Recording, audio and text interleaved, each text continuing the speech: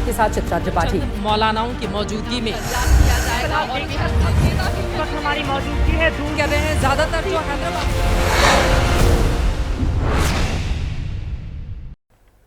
नमस्कार, ABP news पर आप सभी दर्शकों का बहुत बहुत स्वागत है। मैं हूं आपके साथ चित्रा त्रिपाठी। आप देखना शुरू कर चुके हैं जनहित, आम जनता से जुड़ा हुआ खबरों का वो टीवी शो जो आपको रखता है आगे। कल सुबह के बड़े अखबारों के पहले पन्ने की हर खबर अगले 1 घंटे में हम रखेंगे जनहित में आपके सामने। तो आइए शुरू करते हैं आज का जनहित और सबसे पहले दिखाते हैं आज खबरों के मेन्यू में क्या क्या खास है।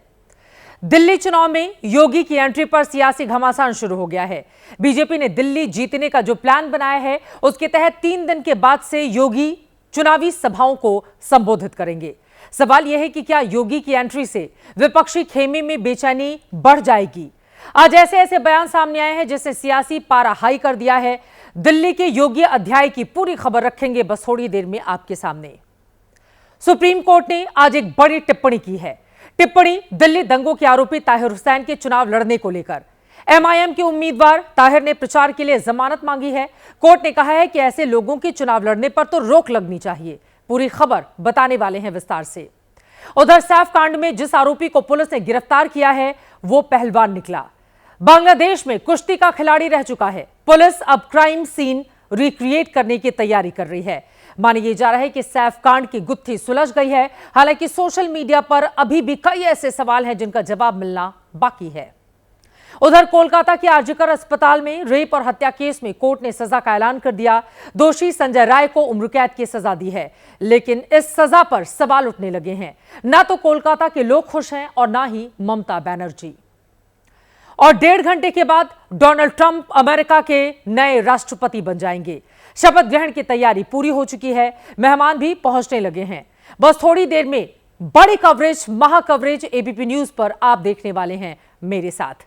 तो चलिए शुरू करते हैं जनहित की और सबसे पहले बात दुनिया के हित की, दुनिया को प्रभावित करने वाली खबर की। अमेरिका एक ऐसा देश है जिससे कहीं ना कहीं दुनिया के हित जुड़े हुए हैं। अब से ठीक 1.5 घंटे के बाद अमेरिका बदलने जा रहा है। उसके फैसले बदलने जा रहे हैं और शायद वर्ल्ड ऑर्डर भी बदलने जा रहा है। ठीक 1.5 घंटे के बाद डोनाल्ड ट्रंप दूसरी बार अमेरिका के राष्ट्रपति पद की शपथ लेने जा रहे हैं।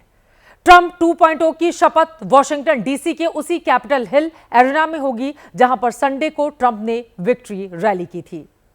अभी जो तस्वीरें आप देख रहे हैं ये शपथ से पहले जो बाइडेन की टी पार्टी में डोनाल्ड ट्रंप के व्हाइट हाउस पहुंचने की हैं। यह परंपरा है कि पद छोड़ने वाले राष्ट्रपति शपथ से पहले नवनिर्वाचित राष्ट्रपति को टी पार्टी देते हैं। चुनावी तल्खियां यहां नजर नहीं आईं। दोनों मुस्कुरा रहे थे। रात 10:30 बजे डोनाल्ड ट्रंप अमेरिका के 47वें राष्ट्रपति की शपथ लेंगे। आधे घंटे के बाद यानी कि ठीक 9:30 बजे से हम ट्रंप की शपथ पर अपनी बड़ी कवरेज लगातार शुरू करेंगे। आपको बताएंगे कि ट्रंप की दूसरी पारी दुनिया के लिए क्या मायने रखती है। वो कौन से 100 बड़े फैसले हैं जो शपथ लेते ही वो पूरी करने जा रहे हैं। वहीं जो बाइडेन अब अमेरिकी राजनीति का इतिहास हो जाएंगे। उनकी भी 2 तस्वीरें आपको जरूर देखनी चाहिए। बाइडेन ने ओवल ऑफिस में अपने स्टाफ के साथ फेयरवेल वीडियो शेयर किया। अपनी पोस्ट पर उन्होंने लिखा, इस पवित्र स्थान पर मुझ पर भरोसा करने के लिए धन्यवाद अमेरिका। इसी के साथ जो बाइडेन ने अपनी पत्नी के साथ व्हाइट हाउस में अपनी आखिरी सेल्फी भी ली। उसे भी सोशल मीडिया पर उन्होंने शेयर किया और लिखा, हम तुम्हें प्यार करते हैं अमेरिका। तो अब से थोड़ी देर के बाद आपको बड़ी कवरेज लगातार दिखाएंगे। हिंदुस्तान पर ट्रंप के शपथ लेने के बाद किस तरह से पड़ेगा असर, आगे रिश्ते मजबूत होंगे या भारत को फूंक फूंक कर कदम आगे बढ़ाए जाने की जरूरत है। एक्सपर्ट भी हमारे साथ जुड़ेंगे, उनके साथ हम करेंगे चर्चा। लेकिन आगे बढ़ते हुए कुछ राजनीतिक खबरों का रुख कर लेते हैं। बात दिल्ली के महादंगल की। बीजेपी ने 27 साल का सूखा खत्म करने के लिए बड़ा प्लान बनाया है। खबर आई है कि उत्तर प्रदेश के सीएम योगी आदित्यनाथ दिल्ली में 14 चुनावी सभाएं करेंगे। योगी की चर्चा के साथ ही बटोगे तो कटोगे के नारे की गूंज भी शुरू हो गई है। योगी का यह नारा सियासी तौर पर सुपरहिट रहा है। दिल्ली में योगी के साहट से मानो विपक्षी खेमे में घबराहट है। विपक्षी बयान तो इसी तरह के सामने आए हैं। बयान नंबर 1, यूपी में योगी का भाषण। कटेंगे तो कटेंगे, एक रहेंगे तो नेक रहेंगे। बयान नंबर 2, हरियाणा में योगी का बयान। मैंने कहा था ना कि बटोगे तो कटोगे। बयान नंबर 3, जम्मू कश्मीर में बोले योगी। भिखमंगा पाकिस्तान आज अपने आप को नहीं संभाल पा रहा है। बयान नंबर 4, महाराष्ट्र की चुनावी सभा में योगी का बयान। बटोगे तो कटोगे। बयान नंबर 5, झारखंड में बटोगे तो कटोगे वाला भाषण। जब भी जाति के नाम पर, क्षेत्र के नाम पर, भाषा के नाम पर बंटे हैं तो निर्ममता से कटे भी हैं। 1, 2, 3, 4, 5 अगस्त से लेकर दिसंबर तक बीते 5 महीनों से अलग अलग राज्यों में यूपी के सीएम योगी आदित्यनाथ का बयान चर्चा के केंद्र में है, वायरल है। बयान ने 5 में से 4 राज्यों में चुनावी हवा बनाने और बदलने का काम किया। बटोगे तो कटोगे। मैंने कहा था ना। अब सामने दिल्ली का चुनाव है तो योगी का ये वायरल नारा फिर से चर्चा के केंद्र में है। दिल्ली चुनाव के केंद्र में योगी और उनका ये बयान आ चुका है। गरीबों के बच्चों को बटेंगे कटेंगे में उलझा के रखो और अपने मुख्यमंत्रियों के बेटों की आय बढ़वाने वाले उनको फॉर्मूले बताते हो, ये नहीं चलेगा। चुनाव में जहां उन्हें हार लगने लगती वहां उसी को सांप्रदायिक रंग देने की कोशिश करते, वहीं पोलराइज कराने की कोशिश करते कि कैसे समाज में बंटवारा करो और चुनाव जीतो। बीजेपी के विरोधी योगी का नाम लेकर हमलावर इसलिए हो रहे हैं क्योंकि दिल्ली में योगी का प्रचार प्लान तैयार हो गया है और इस प्लान के सामने आते ही सियासी घमासान शुरू हो गया है। और माननीय योगी आदित्यनाथ जी तो उत्तर प्रदेश के दूसरी बार के मुख्यमंत्री हैं, लोकप्रिय मुख्यमंत्री हैं। जब आम आदमी पार्टी के पास जवाब देने के लिए कुछ नहीं तो डर सताने लगा है कि एक और संकल्प पत्र तो दूसरी ओर हमारे बड़े नेता जब उतरेंगे तो ये आम आदमी पार्टी की जड़ों को उखाड़ेंगे। यूपी के सीएम योगी आदित्यनाथ दिल्ली में पार्टी का प्रचार करने वाले हैं। एबीपी न्यूज को जो जानकारी मिली है उसके मुताबिक योगी कुल 14 सभाएं करेंगे। 23 जनवरी को 3, 28 जनवरी को 4, 30 जनवरी को 4 और 1 फरवरी को 3 सभा करने का प्लान तय किया गया है। एबीपी न्यूज को मिली जानकारी के मुताबिक उत्तर प्रदेश के मुख्यमंत्री योगी आदित्यनाथ की जो सभाएं आयोजित होंगी वो खास तौर पर पूर्वी दिल्ली और उत्तर पूर्वी दिल्ली के अलग अलग विधानसभा क्षेत्रों में आयोजित की जाएंगी। सामने आ रही जानकारी के मुताबिक योगी आदित्यनाथ जिन इलाकों में जनसभा करेंगे वो खास तौर पर वो इलाके होंगे जहां पर मुस्लिम मतदाताओं के साथ ही पूर्वांचल और बिहार से आने वाले मतदाताओं की संख्या काफी ज्यादा है। योगी के प्रचार के जरिए बीजेपी दिल्ली में 2 तरह के वोट बैंक के प्रभाव वाले इलाके में पॉलिटिकल परीक्षण करने जा रही है। पहला, मुस्लिम बहुल वोट बैंक वाला इलाका जहां प्रचार से ध्रुवीकरण की धार मजबूत होगी। दूसरा टारगेट पूर्वांचली वोटर्स हैं जिन्हें अपनत्व के आधार पर योगी बीजेपी के करीब लाने में मदद करेंगे। दिल्ली में मुसलमानों को आम आदमी पार्टी का पक्का वोट बैंक माना जा रहा है। जिन दर्जन भर सीटों पर मुस्लिम वोट अच्छी खासी संख्या में है उनमें से ज्यादातर सीटों पर योगी प्रचार करेंगे। माना जा रहा है कि इस प्रचार से ध्रुवीकरण का माहौल बनेगा जिसका फायदा बीजेपी को चुनाव में मिलेगा।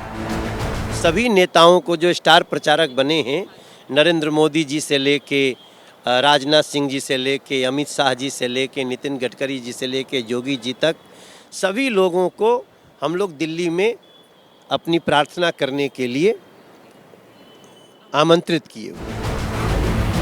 योगी के धुआंधार प्रचार के जरिए बीजेपी की कोशिश केजरीवाल के सॉफ्ट हिंदुत्व का जवाब हार्ड हिंदुत्व से देने की भी हो सकती है। दिल्ली में केजरीवाल ने अपनी सियासी छवि सॉफ्ट हिंदुत्व नेता की भी बना रखी है। ऐसे में योगी के आक्रामक प्रचार से बीजेपी हार्ड हिंदुत्व की बड़ी लकीर दिल्ली में खींच सकती है। यही वजह है कि योगी के प्रचार की आहट भर से विरोधी खेमे में खलबली है। खास बात यह है कि दिल्ली के जिन इलाकों से योगी प्रचार की शुरुआत करने वाले हैं वो इलाका 2020 में दंगों की चपेट में आया था। योगी का हार्ड हिंदुत्व फॉर्मूला पूर्वांचली बहुल सीटों पर हिट हुआ तो राजधानी की सियासी सूरत बदल सकती है। बीजेपी को इसका बड़ा फायदा हो सकता है। बटोगे तो कटोगे वाले नारे के बाद योगी के प्रचार का स्ट्राइक रेट देखते हैं। योगी ने जब यह नारा पहली बार दिया उसके बाद हरियाणा और जम्मू कश्मीर में चुनाव हुए थे। जम्मू कश्मीर में योगी ने 4 रैलियां की, बीजेपी सभी 4 सीट जीती। स्ट्राइक रेट 100% रहा। हरियाणा में योगी ने 13 रैलियां की, बीजेपी ने 8 जीती। स्ट्राइक रेट 61% का था। इसके बाद महाराष्ट्र में चुनाव हुए, योगी ने यहां भी 13 रैलियां की, बीजेपी 12 जीती, 92% स्ट्राइक रेट था। झारखंड में भी योगी ने 14 रैलियां की। एनडीए को महज 5 सीटों पर ही जीत मिली। यहां पर उनका स्ट्राइक रेट 36% का रहा। उत्तर प्रदेश के मुख्यमंत्री योगी आदित्यनाथ दिल्ली में जिन विधानसभा सीटों पर प्रचार करने वाले हैं, उनके बारे में जो जानकारी हमें मिली है, उसके बारे में आपको विस्तार से देते हैं जानकारी। 23 जनवरी को किराड़ी, जनकपुरी, उत्तम नगर में वो सभा करने वाले हैं। इसके बाद 28 जनवरी को मुस्तफाबाद, घोंडा, शहादरा, पटपड़गंज, यहां पर उनकी सभाएं होंगी। 30 जनवरी को महरौली, आरकेपुरम, राजेंद्र नगर, छतरपुर, यहां पर अलग अलग स्थलों पर उनके चुनावी कार्यक्रम होने हैं। जबकि 1 फरवरी को पालम, बिजवासन, द्वारका में चुनावी सभा को योगी आदित्यनाथ संबोधित करेंगे। तो उत्तर प्रदेश के मुख्यमंत्री के ये तमाम बड़े कार्यक्रम हैं जो हम आपको दिखा रहे हैं। और भारतीय जनता पार्टी को पूरी उम्मीद है, क्योंकि 1993 जीतने के बाद 98 से लगातार आज तक बीजेपी के लिए राजधानी दिल्ली में सूखा रहा। 98 से लेकर 2013 तक शीला दीक्षित की सरकार और उसके बाद लगातार अरविंद केजरीवाल कुर्सी पर काबिज हैं। यही वो दर्द है जिसको दिल्ली से दूर करना चाहती है बीजेपी, और इसी वजह से पूरी ताकत अपने बड़े नेताओं के जरिए वो झोंकना चाहती है। आगे बढ़ते हुए बात सुप्रीम कोर्ट की टिप्पणी की करेंगे, जिसमें कोर्ट दंगों के आरोपी उम्मीदवार पर कोर्ट की ओर से सवाल उठाए गए हैं। आपको बताते चले, एमआईएम के उम्मीदवार हैं ताहिर हुसैन। उनको लेकर सुप्रीम कोर्ट ने जिस तरह की टिप्पणी की है, वो टिप्पणी आपको जरूर सुननी चाहिए।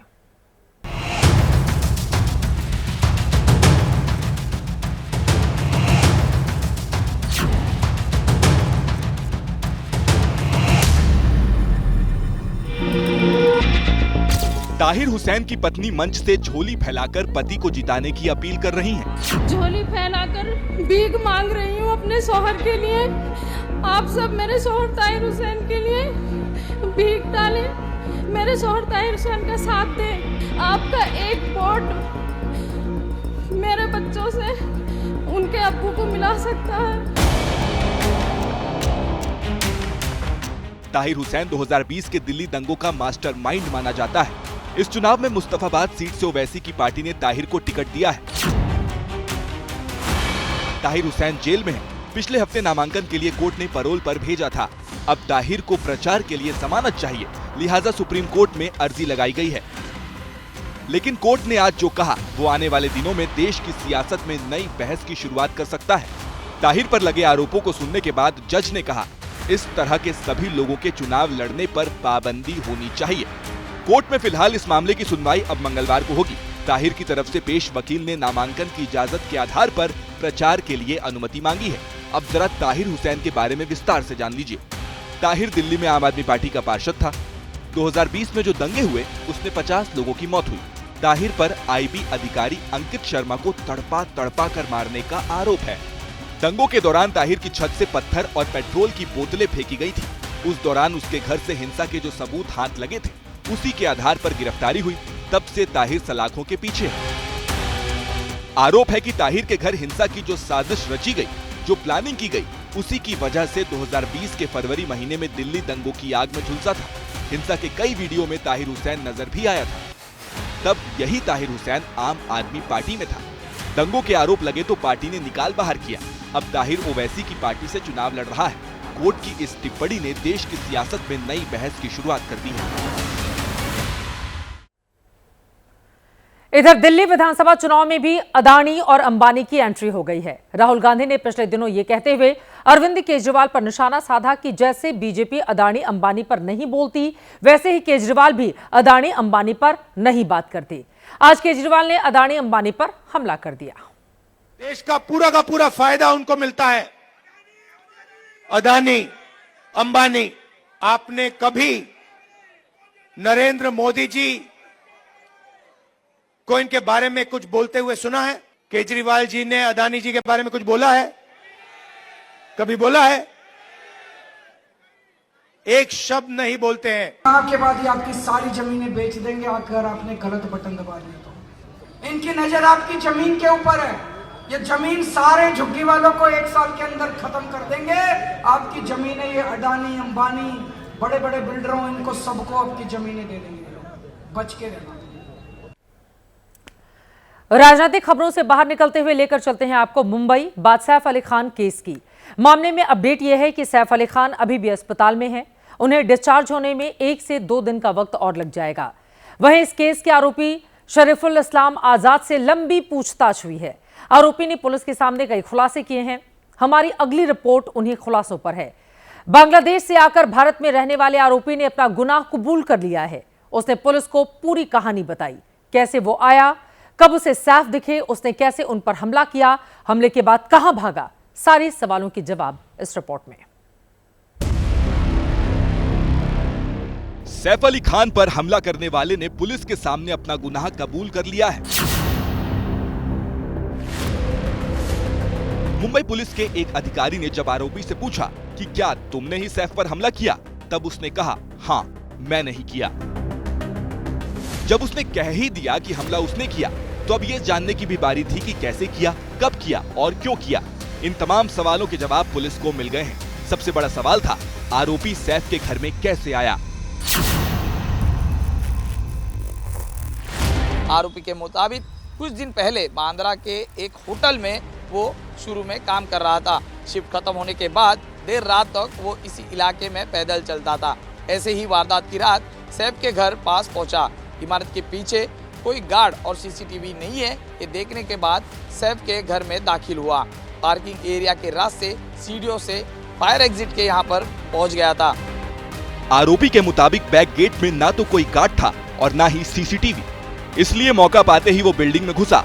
फिर पार्किंग एरिया से इन्हीं सीढ़ियों पर चढ़ा और धीरे धीरे 11वीं मंजिल तक पहुंच गया। 11वीं मंजिल पर पहुंचने के बाद उसे डक्ट एरिया में जाने का रास्ता मिला और वहां घुसने के बाद वो सीधे सैफ के घर के बाथरूम तक पहुंच गया। अब सवाल उठता है कि घर के अंदर जाने के बाद आरोपी ने क्या किया और वो किस मकसद से अंदर गया। आरोपी ने बताया कि वो चोरी के इरादे से ही वहां गया था, लेकिन जब सैफ के घर में अफरा तफरी मच गई तब वो घबरा गया। इसके बाद अपने बचाव के लिए उसने सैफ अली खान को चाकुओं से गोदा और वहां से भाग गया।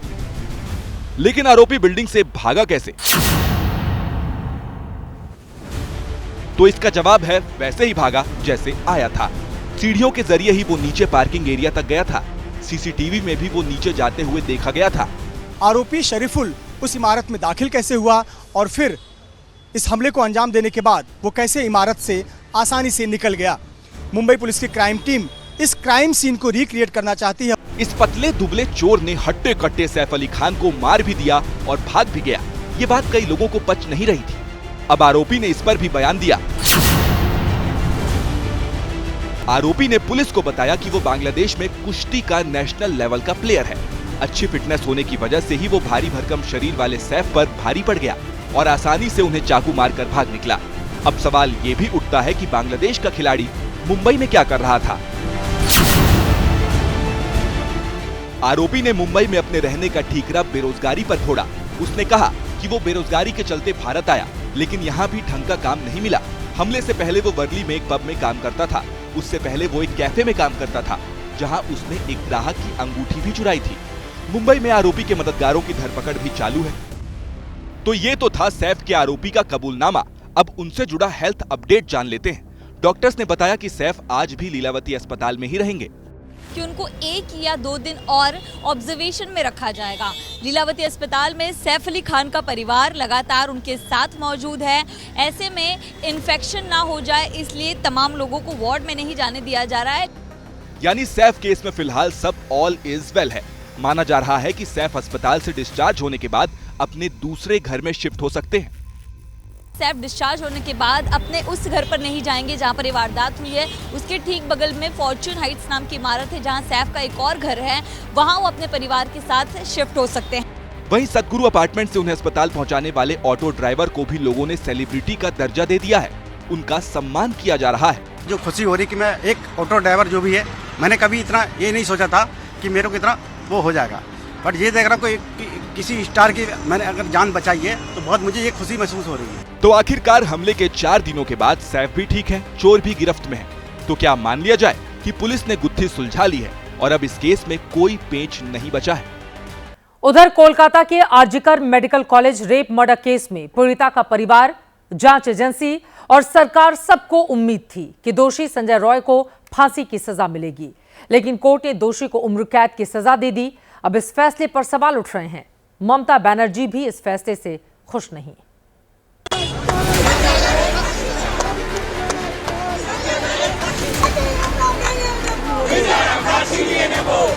कोलकाता रेप और मर्डर केस में अदालत ने जो फैसला दिया है वो न तो कोलकाता के बुद्धिजीवी समाज को रास आ रहा है और न ही पीड़ित परिवार को।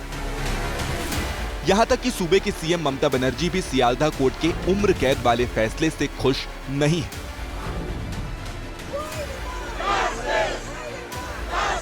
আমরা প্রথম দিন থেকে ফাঁসির দাবি করে এসেছিলাম এবং আজকেও আমরা সেই দাবিতে অটুট আছি, কিন্তু আদালতের রায় ন্যাচারালি এখন সবাই মিলে কি বলবেন আমি জানি না, বাট আমার কথা আমি বলতে পারি। डॉक्टर से बलात्कार, हैवानियत और हत्या के दोषी संजय रॉय के लिए सीबीआई, पीड़िता के परिवार और अभियोजन पक्ष की ओर से फांसी की मांग की गई थी। पीड़िता के वकीलों ने इस केस को जघन्यतम मामला बताते हुए कहा, पीड़िता मेधावी छात्रा और समाज की संपत्ति थी। ऐसे में मृत्यु दंड से समाज का आत्मविश्वास लौटेगा और न्यायिक व्यवस्था में विश्वास बहाल होगा। लेकिन जज अनिर्बान दास ने कहा कि भले ही मामला दुर्लभतम हो, लेकिन सुधार की गुंजाइश होनी चाहिए। अदालत को ये दिखाना होगा कि दोषी सुधार या पुनर्वास के लायक क्यों नहीं है और अभियोजन को सबूत पेश करना होगा कि दोषी सुधार के लायक क्यों नहीं है। इसीलिए कोर्ट ने दोषी संजय रॉय को फांसी की बजाय जिंदगी भर जेल में रहने की सजा दे दी। हम लोग तो हर समय ये केस में जो हाईएस्ट पनिशमेंट है उसका प्रेयर किया है। देयर इज सम लैचेस, कुछ लैचेस है इन्वेस्टिगेशन एजेंसी का।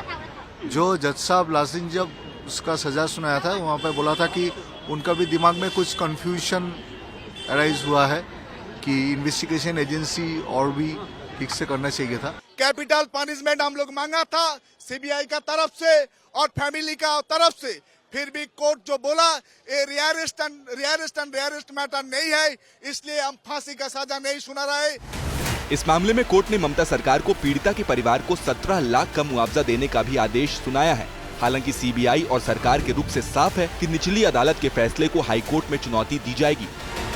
पिछले साल इस हत्याकांड पर देश भर में बवाल हुआ था। ममता सरकार के खिलाफ सड़क से सदन तक मोर्चा खुल गया था।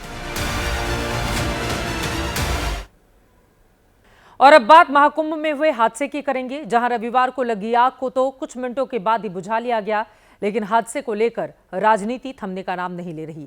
आज कांग्रेस के स्थानीय सांसद की अगुवाई की ओर एक प्रतिनिधि मंडल मेला क्षेत्र जा पहुंचा। हादसे वाली जगह का निरीक्षण किया गया। इसके बाद यूपी कांग्रेस ने महाकुंभ को मार्केटिंग इवेंट बता दिया।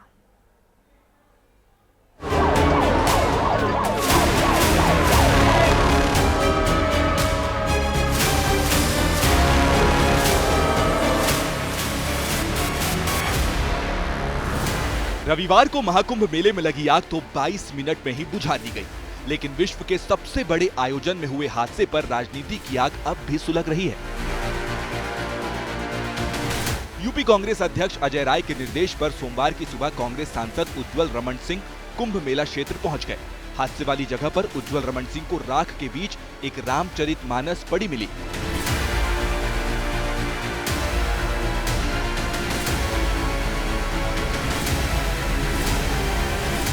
थोड़ी देर तक अग्निकांड से हुए नुकसान के मुआयने के बाद सांसद जी ने भगवान का स्मरण करके महाकुंभ में लगी आग की वजह ढूंढ निकाली।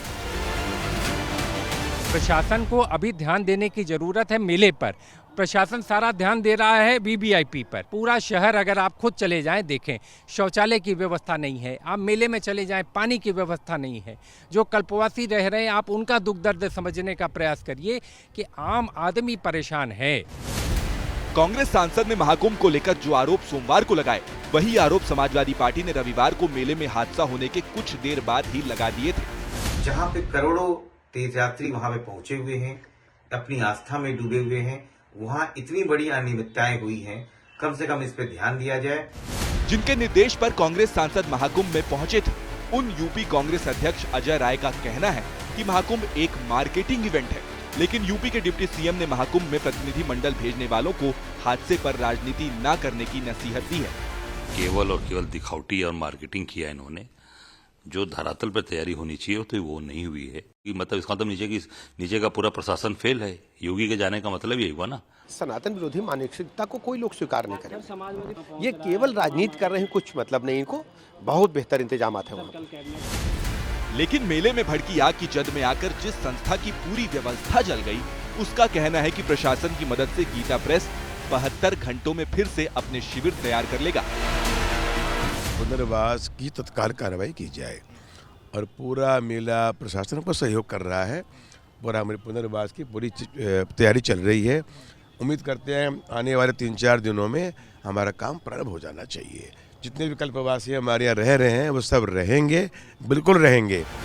रविवार को हुए हादसे के बाद कुंभ मेला प्रशासन ने तंबू और शिविरों में चोरी छिपे ज्वलनशील पदार्थ और हीटर गीजर इस्तेमाल करने वालों को पकड़ने के लिए टीमें बना दी हैं, क्योंकि आगे आने वाले विशेष स्नानों के दौरान प्रयागराज में श्रद्धालुओं की भीड़ और बढ़ने वाली है।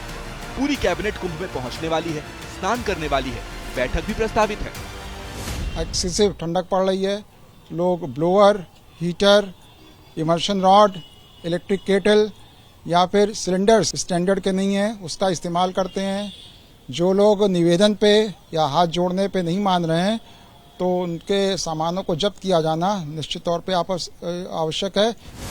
इसी बीच कल हुए हादसे की मजिस्ट्रेट जांच के साथ साथ मेला क्षेत्र में डीआईजी की ओर से भी एक जांच टीम बना दी गई है, जो रविवार को लगी आग की हर पहलू से जांच करेगी।